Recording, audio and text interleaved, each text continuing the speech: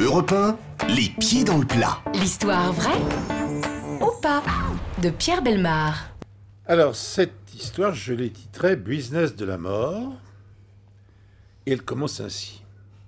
Un seul être vous manque et tout est dépeuplé. Vous le savez, c'est Lamartine qui a dit ça. Jardiland. C'est Martine. C'est Martine qui a dit ça. Non. Oui, on l'appelle souvent Lamartine comme ça. Elle passe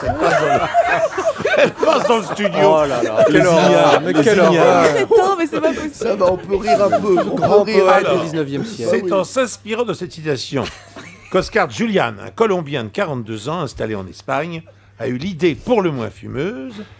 Il s'est en effet proclamé premier nécrosculpteur du monde. Mon Dieu. Ce drôle de métier, explique-t-il, depuis son atelier madrilène, consiste à redonner une nouvelle vie aux cendres d'une personne décédée.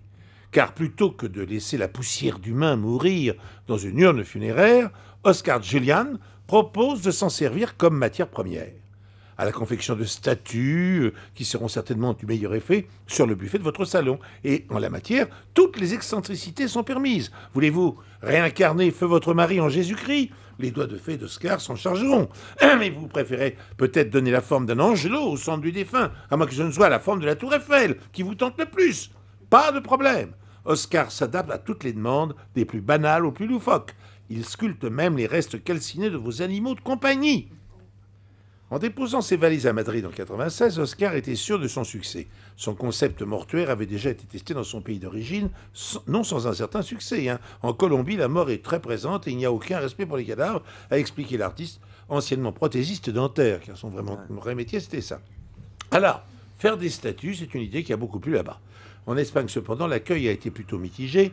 L'Église catholique fait des histoires, je ne vois pas pourquoi, déclarait Pontois, le nécrosculpteur. Voilà. Alors, est-ce vrai, est-ce faux qu'il y a un homme qui s'est lancé dans la sculpture des cendres des morts? Est-ce vrai, est-ce faux? Laurent Guimier. Moi, j'ai du mal à y croire. Ah. Je pense qu'il y a une limite à Le pas dépasse. la profanation. Ah non. Jean-Luc. Moi j'y crois, sauf au fait qu'il soit prothésiste dentaire.